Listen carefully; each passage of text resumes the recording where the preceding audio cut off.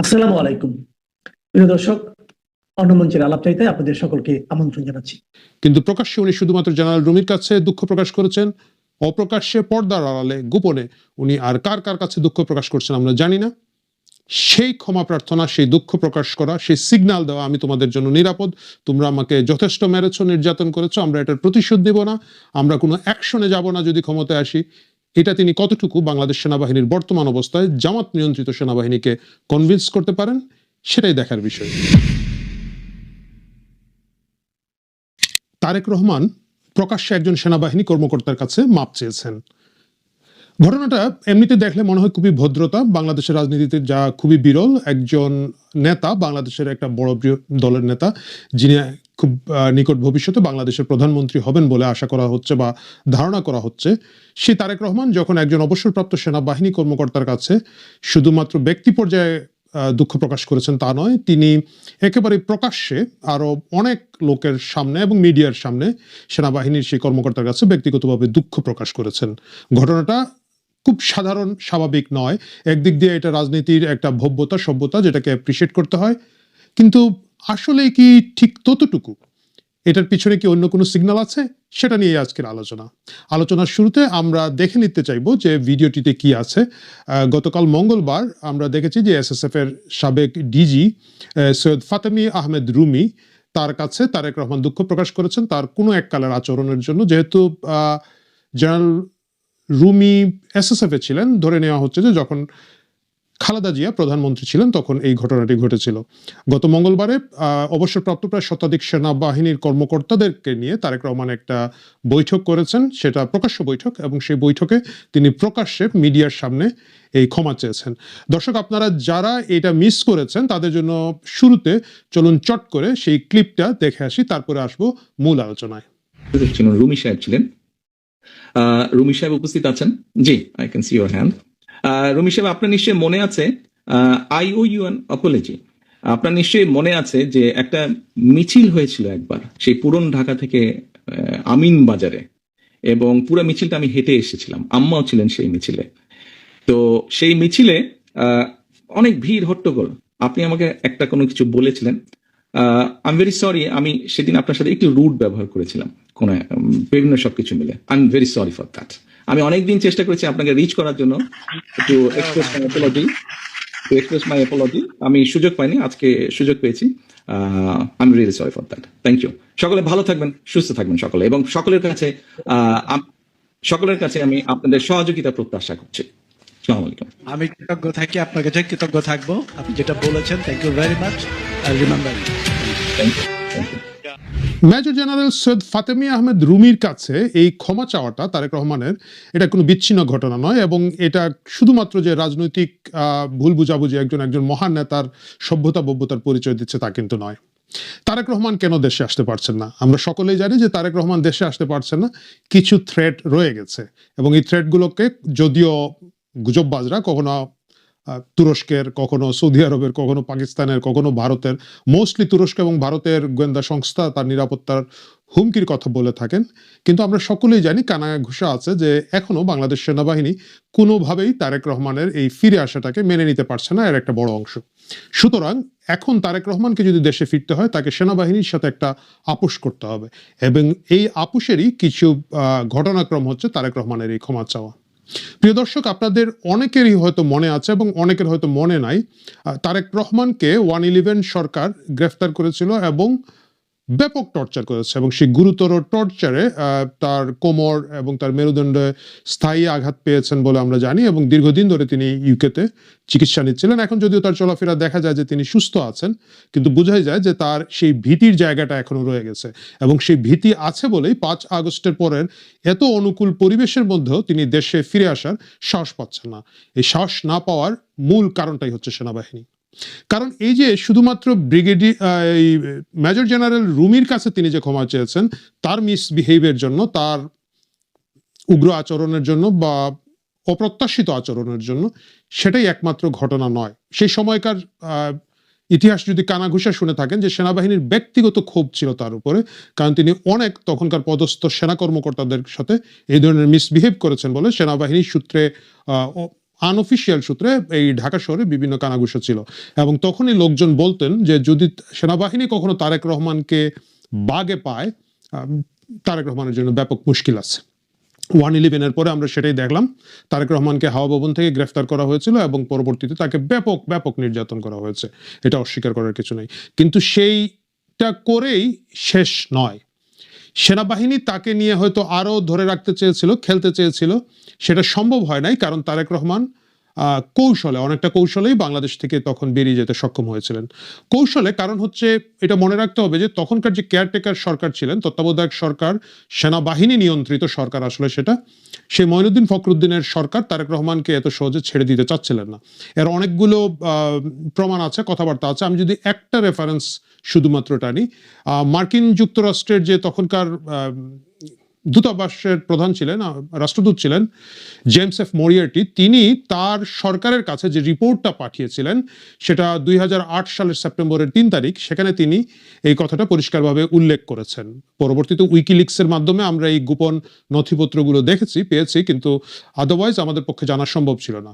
সেখানে মার্কিন রাষ্ট্রদূত যে কথাটা বলছেন, Tarique Rahman notoriously corrupt and violent son of former Prime Minister Khaleda Zia, মানে মার্কিন যুক্তরাষ্ট্রের দৃষ্টিভঙ্গি তারেক রহমান সম্পর্কে এটা থেকে বোঝা যায়, notoriously corrupt and violent।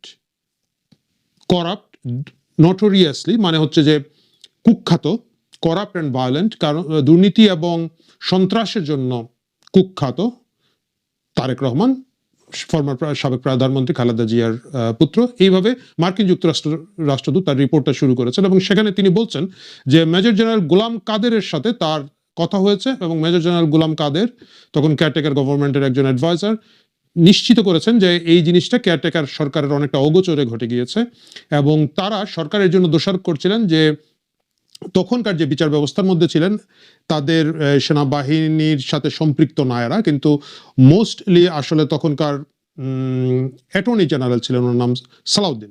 Attorney general Salauddin এটাকে ম্যানেজ করেছেন, এবং মার্কিন রাষ্ট্রদূতের সেই রিপোর্টের মাঝে আছে যে তারেক রহমান যে হুট করে জামিনটা পেয়ে যাবেন, এটা খুব দ্রুত লয়ে করা হয়েছে, এবং একটা ইঙ্গিত আছে যে তখনকার যে প্রধান বিচারালয়গুলো আছে, হাইকোর্ট, সুপ্রিম কোর্ট, সেখানে যেহেতু বিএনপির লবির লোকজন ছিলেন, বিএনপির নিয়োগ করা লোকজন ছিলেন সেখানে, এবং সেটাকে ট্রিগার্ড করেছে। এবং ডক্টর জুবাইদা রহমান, তারেক রহমানের স্ত্রী, তার ব্যক্তি উদ্যোগে সম্পূর্ণভাবে বিভিন্ন চ্যানেলকে পাশ কাটিয়ে এই জামিনটা হুট করে তারা উচ্চতর আদালত থেকে নিয়েছেন। এবং মার্কিন রাষ্ট্রদূত সেখানে তার রিপোর্টে উল্লেখ করছেন যে এমনকি তারেক রহমানের যে লয়াররা ছিলেন তারাও আসলে প্রাথমিকভাবে বলেছিলেন যে এই জামিন আবেদন করা উচিত হবে না, কিন্তু সকলের অ্যাডভাইসের বাইরে গিয়ে, পরামর্শের বাইরে গিয়ে জুবাইদা রহমান খুব দ্রুত করেছেন। ধরেই নেওয়া যেতে পারে যে জুবাইদা রহমান অন্য কোনো লবির মাধ্যমে এই পরামর্শটা পেয়েছিলেন, এবং সেটা খুবই নাইসলি ডিজাইন ছিল, যার কারণে খুব দ্রুত তারেক রহমান জামিন পান, এবং পরবর্তীতে তিনি যুক্তরাজ্যে, ইউনাইটেড কিংডমে চিকিৎসার জন্য চলে আসেন। সেই সময় থেকে আজকে পর্যন্ত তিনি এখানেই আছেন। এখন তার ফিরে যাওয়ার বেলা যে কথাটা আমি বলছিলাম, যে যেহেতু তখনকার মেজর জেনারেল গোলাম কাদের বলছেন যে আসলে সেনাবাহিনী, উনি বলেছেন যে এটার সাথে সেনাবাহিনী উষ্মা প্রকাশ করেছে, সরকার তো উষ্মা প্রকাশ করেছে, বিব্রত হয়েছে কিছুটা, কারণ তারা খালেদা জিয়ার মুক্তির আগেও কিন্তু তারেক রহমানের মুক্তিটা হয়ে গিয়েছিল, এবং তাদের সেই আফসোসটা রয়ে গেছে যে তারা তারেক রহমানকে এনাফ শিক্ষা দিতে পারে নাই, যদি আমি তাদের ভাষায় বলতে চাই। এখন যখন তারেক রহমানের ফিরে যাওয়ার সুযোগ এসেছে 5ই আগস্ট গত বছরের পট পরিবর্তনের পরবর্তীতে, তোমার দেশ আমার দেশ, তারেক জিয়ার বাংলাদেশ, সেই তারেক রহমান দেশে ফিরতে পারছে না, কারণ সেনাবাহিনী এখনো তার ফিরে আসতে রাজি নয়। মজার ব্যাপার হচ্ছে তখনকার সেনাবাহিনীর একটা বড় অংশ আওয়ামী লবির বা আওয়ামী লীগ সমর্থিত মনে করা হচ্ছিল।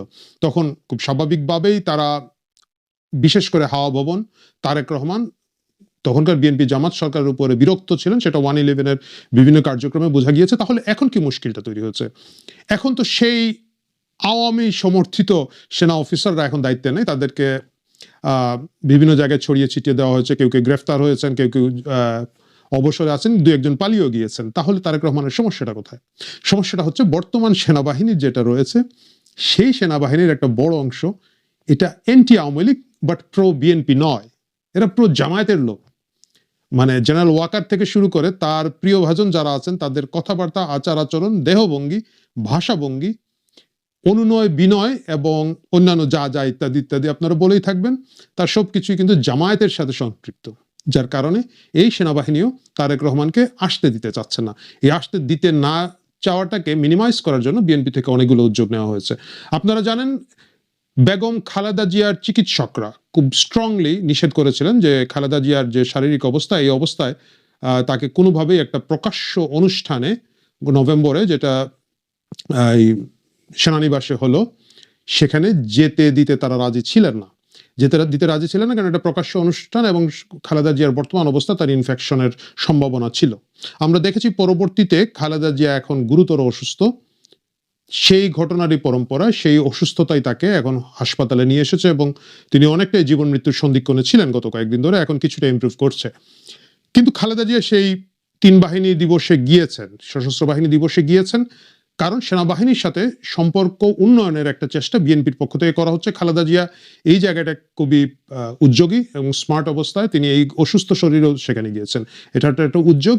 এই যে প্রাক্তন সেনাবাহিনীর সিনিয়র অফিসারদেরকে নিয়ে প্রকাশ্যে, মানে এই জিনিসগুলো রাজনৈতিক দলগুলো করেই থাকে, তাদের যে সেনা লিঙ্ক গুলো আছে সেগুলোতে তারা কথা বলে, কিন্তু এইভাবে প্রকাশ্যে সভা করার মাধ্যমে একটা সিগন্যাল দেওয়া যে তারেক রহমান বা বিএনপি আসলে বর্তমান সেনাবাহিনীর সাথে এক ধরনের আপুষে যেতে চায়, নেগোসিয়েশনে যেতে চায়। এবং এই যে ক্ষমা প্রার্থনা, এইটা একেবারেই হুট করে চলে আসা কিনা না, হুট করে তারেক রহমানের উপলব্ধি থেকে আসা কিনা না, সেটা প্রশ্ন সাপেক্ষ। কারণ এই ঘটনাটা যদি ঘটে থাকে আজকে থেকে প্রায় 20 বছর আগে, 20 বছরই তারেক রহমান ক্ষমা চাইলেন না, দুঃখ প্রকাশ করলেন না, সময় পেলেন না। এই অনুকূল সময়ে এসে তাও he could just call general Rumi, সেটা না করে প্রকাশ্যে সকলের সামনে চাইলেন। এটা এক ধরনের স্টেজ কিনা, মহড়া কিনা, এটা বোঝার একটা বিষয় আছে। এবং এর মাধ্যমে আরো সিগন্যাল দেওয়া। আমরা প্রকাশ্যে দেখলাম জেনারেল রুমির কাছে তারেক রহমান দুঃখ প্রকাশ করেছেন। আমি নিজে অ্যাপ্রিসিয়েট করি, রাজনীতিতে এই ভব্যতা সভ্যতা খুবই প্রয়োজন, খুবই ভালো জিনিস। করছি তো বেশ করেছি, এই মুড থেকে বেরিয়ে আসাটা খুবই চমৎকার কাজ হয়েছে। কিন্তু প্রকাশ্যে উনি শুধুমাত্র জেনারেল রুমির কাছে দুঃখ প্রকাশ করেছেন, অপ্রকাশ্যে পর্দার আড়ালে গোপনে উনি আর কার কার কাছে দুঃখ প্রকাশ করছেন আমরা জানি না। সেই ক্ষমা প্রার্থনা, সেই দুঃখ প্রকাশ করা, সেই সিগন্যাল দেওয়া, আমি তোমাদের জন্য নিরাপদ, তোমরা আমাকে যথেষ্ট মেরেছো, নির্যাতন করেছো, আমরা এটার প্রতিশোধ নেব না, আমরা কোনো অ্যাকশনে যাব না যদি ক্ষমতায় আসি। এটা তিনি কতটুকু বাংলাদেশ সেনাবাহিনীর বর্তমান অবস্থায় জামাত নিয়ন্ত্রিত সেনাবাহিনীকে কনভিন্স করতে পারেন, সেটাই দেখার বিষয়। তিনি যদি সেটা যথেষ্টভাবে করতে না পারেন, আমরা বোধহয় তারেক রহমানকে প্রবাসে রেখেই বাংলাদেশে অবস্থিত প্রবাসী সরকার দেখতে যাব আগামীতে। প্রিয় দর্শক, আসুন আমরা নজর রাখি এবং দেখতে থাকি আগামীতে কি ঘটে। আসসালামু আলাইকুম দর্শক, অনেক বিতর্কের পরে আমরা উপদেষ্টা পরিষদ থেকে 2 ছাত্র প্রতিনিধিকে পদত্যাগ করতে দেখলাম। কিন্তু আসলেই তারা কোন শর্তে পদত্যাগ করেছেন আপনাদের নজরে এসেছে কিনা আমি জানি না। প্রথমেই জানানো হলো যে খুব গুরুত্বপূর্ণভাবে একটা সংবাদ সম্মেলন ডাকা হয়েছে। আসিফ মাহমুদ সজীব ভুঁইয়া সংবাদ সম্মেলন ডেকেছেন। সাংবাদিকরা মনে করলেন যে তিনি পদত্যাগের ঘোষণা দিবেন, কিন্তু সংবাদ সম্মেলন শুরু হওয়ার পরে জানা গেল যে না, তিনি পদত্যাগের ঘোষণা তখনই দিচ্ছেন না, তিনি ফিরিস্তিগুলো জানান দিবেন যে তিনি এই 1-1.5 বছরে বা 15-16 মাসে কি করেছেন, তার মন্ত্রণালয়ে কি কি উন্নয়ন সাধন করেছেন ইত্যাদি ইত্যাদি। পদত্যাগের বিষয়ে তিনি কি বললেন যে অনুমতি নেই, মানে তিনি ওই সময় যে ঘোষণা দেবেন সে বিষয়ে সরকারের ঊর্ধ্বতন কর্তৃপক্ষের অনুমতি নেই। এখানে অনুমতি থাকা না থাকার কি আছে? তিনি নর্মালি বলতে পারতেন হ্যাঁ আমি পদত্যাগের ঘোষণা দিতে যাচ্ছি বা এটি খুব শীঘ্রই জানতে পারে, অথবা পদত্যাগ করছে এটি স্পষ্ট জানিয়ে দিলে হতো, তা তিনি করলেন না। আচ্ছা, পরবর্তীতে প্রধান উপদেষ্টার দপ্তর থেকে জানানো হলো যে তিনি পদত্যাগ করেছেন। একই সঙ্গে তথ্য বিষয়ক উপদেষ্টা মাহফুজ আলম, 2 জন পদত্যাগ করেছেন। কিন্তু পদত্যাগের শর্ত হিসেবে কি বলা আছে? তফসিল ঘোষণার সঙ্গে সঙ্গে এই পদত্যাগপত্র কার্যকর হবে। অর্থাৎ কি, তফসিল ঘোষণা না হলে তাদের পদত্যাগপত্র কার্যকর হবে না? মানে আমার না মাথায় এটি ঢুকছে না, মানে এর মধ্যে কি গৃহ রহস্য থাকতে পারে। যেহেতু বৃহস্পতিবার তফসিল ঘোষণার কথা রয়েছে বা হবে আমরা জানি, তার একদিন আগে তাদের পদত্যাগের কথা বলা হচ্ছে। তো পদত্যাগ যদি করেই থাকে, এই একদিনে কি আসে যায়? কেন এর সাথে শর্ত জুড়ে দিতে হবে? আমরা জানি না যে আসলে কোথায় কি হচ্ছে।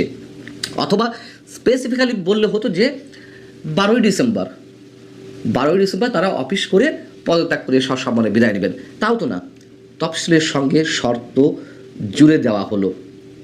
এবং একই সঙ্গে আসিফ মাহমুদ সজীব ভুঁইয়া কি সুন্দরভাবে বললেন, মানে সব আইন কানুন তাদের হাতে। যখন বলা হলো যে নির্বাচন করছেন কিনা বা পদত্যাগের বিষয়টাকে, তিনি উত্তরে কি বলেন, যদিও আইনগত কোনো বাধ্যবাধকতা এক্ষেত্রে নেই। অর্থাৎ তিনি বলতে চাচ্ছেন যে উপদেষ্টা পদের থেকেও নির্বাচন নাকি করা যায়। কি ভয়ঙ্কর কথা! যেখানে মন্ত্রী পরিষদে যারা থাকেন বা সংসদ সদস্য অবস্থায়, তারা নির্বাচনী প্রচারণা চালাতে পারেন না অন্যের ক্ষেত্রে, নিজের ক্ষেত্রে তো দূরের কথা, মানে নিজের প্রার্থী হলে তাদেরকে ওই পদগুলো থেকে সরে আসতে হয়। সেখানে তিনি মনে হচ্ছে যে দয়া বশত পদত্যাগ করছেন। সম্পদের হিসাব জমা দিয়েছেন, কার কাছে জমা দিয়েছেন? প্রধান উপদেষ্টার কাছে। কি জমা দিয়েছেন সেটা আদৌ মানুষ জানতে পারবে? পাবলিক করা হবে কখনো? এর আগে তো আমরা জানি নাহিদ ইসলাম যখন পদত্যাগ করলেন তার দপ্তর থেকে, তিনি নাকি বিশাল সততার সঙ্গে একটি পদত্যাগ, মানে সম্পদের হিসাব জমা দিয়েছেন। কোথায় সেই হিসাব? প্রকাশ করেন না কেন? কে চ্যালেঞ্জ করবে এটাকে? চ্যালেঞ্জ করার জন্য অসংখ্য মানুষ আছে, সেই চ্যালেঞ্জ গ্রহণ করবে কে? আসিফ মাহমুদ সজীব ভুঁইয়াও সম্পদের হিসেব জমা দিয়েছেন। কি সৎ সাধুনায় সাজলেন। তার এপিএস এর দুর্নীতি নিয়ে কি হয়েছে? দুদক তদন্ত করেছে তো, তারপরে কি পাওয়া গেল? সেসব বিষয়ে তো কিছু জানা যায়নি। আসিফ মাহমুদ সজীব ভুঁইয়ার যে অস্ত্র ছিল AK-47 এর ম্যাগাজিন পাওয়া গিয়েছিল বিমানবন্দরে, তখন তিনি কি বলেছিলেন যে তার নিরাপত্তার জন্য এটি নেওয়া হয়েছে। সেই অস্ত্র কোথায়? এখন তো তিনি আর উপদেষ্টা নেই। সেই অস্ত্রের হিসাব কার কাছ থেকে নেওয়া হবে? কে নেবে? এবং মাহফুজ আলমও নাকি পদত্যাগ করেছেন, এটি প্রধান উপদেষ্টা কার্যালয় জানিয়েছে, একই শর্তে যে তফসিল ঘোষণার সঙ্গে সঙ্গে এগুলো কার্যকর করা হবে। এখন তারা আবার নির্বাচন করবে নিশ্চয়ই। তো নির্বাচন কে কোন দল থেকে করবে এখনও নিশ্চিত হয়নি। মানে ডিসেম্বর, জানুয়ারি, ফেব্রুয়ারি আছে 2 মাসের মতন নির্বাচনের, যদি হয় আর কি। এখন বিষয় হচ্ছে যে আসিফ মাহমুদ সজীব ভুঁইয়ার সঙ্গে এনসিপির যোগাযোগ আছে, দূরত্বও আছে। তারা তো বলতে গেলে এনসিপির হয়ে গিয়েছিল, যদিও তখন এনসিপি গঠন হয়নি। তারপরেও তো আমরা জানি যে এনসিপির সাথে কী যোগাযোগ ছিল। শোনা যাচ্ছে যে তাকে নাকি বড় কোনো পদ দেওয়া সম্ভব হচ্ছে না, এই জন্য তিনি সেখানে জয়েন করছেন না। শোনা যাচ্ছে যে তিনি গণ অধিকার পরিষদে আবার ফিরে যাবেন। গণ অধিকার পরিষদের সাধারণ সম্পাদক সেটা জানিয়েছেন যে তাকে যোগ্যতম স্থান দেওয়া হবে। আবার অনেকে ট্রল করছেন যে রাশেদ খানকে বিদায় দিয়ে বোধহয় ওই পদে, সাধারণ সম্পাদক পদে আসিফ মাহমুদ সজীব ভুঁইয়াকে নেওয়া হবে। আবার বিএনপির সাথেও আলোচনা চলছিল। শোনা যাচ্ছিল যে ঢাকার 10 নম্বর আসন থেকে তিনি বিএনপির হয়ে নির্বাচন করবেন, এই জন্য তিনি ওই এলাকার ভোটারও হয়েছেন। মানে এলাহি কাণ্ড কারখানা সব। গণ অধিকার পরিষদ মুখে আছে আসিফ মাহমুদকে নেওয়ার জন্য, যে কোনো মূল্য তাকে নেওয়া হবে। কি আছে এদের ভিতরে? আসিফ মাহমুদ সজীব ভুঁইয়ার তহবিলে কি আছে? কি সেই জাদু? শেষমেশ বিএনপি থেকে নমিনেশন পায়নি, মানে নিশ্চয়তা পায়নি। আমরা তাহলে কি ধরে নেব? খেলাগুলো আসলে কোথায়? এই যে গণ অধিকার পরিষদ কিংবা বিএনপিতে যাওয়া আসিফ মাহমুদ কিংবা মাহফুজ আলম কোত্থেকে নির্বাচন করবে এটাও নিশ্চিত হয়নি। তারা কি আসলে কোনো বিশেষ শক্তির এজেন্ট হয়ে বিভিন্ন দলে ঢোকার চেষ্টা করছে, নাকি দলগুলো বিশেষ কারণে তাদের উপরে নির্ভর করছে? আমরা তো জানি যে এরা এনসিপি প্রতিনিধিত্ব করছে, খুব সহজভাবে বললে। সেই এনসিপিতে ওদের জায়গা হচ্ছে না, এটা কি মেনে নেওয়ার মতন? খেলা এখনো বাকি আছে, অনেক ধরনের খেলা, যেগুলো আমরা কল্পনা আনতে পারছি না।